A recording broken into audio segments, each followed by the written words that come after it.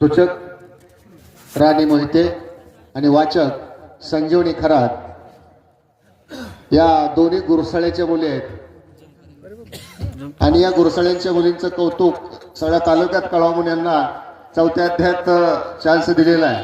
गणेशाय महान श्री प्रभु रामचंद्राय नमः.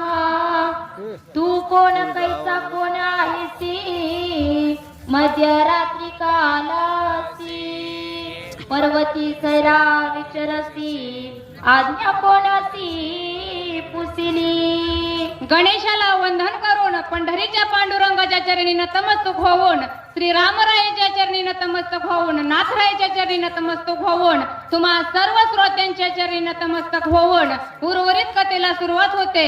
कथेचं अनुसंधान हनुमंतरायानं काळनेमी नावाच्या राक्षसाला पर्वतावर आढळलं. दुर्धर अशा प्रकारचा आवाज झाला.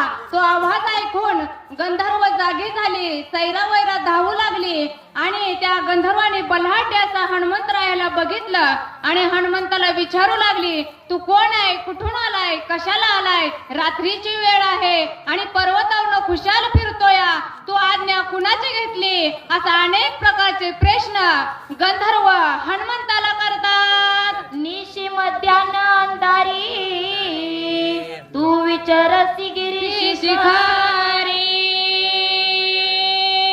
पर्वताकार शरीरी कोण धरेवरी पाडी.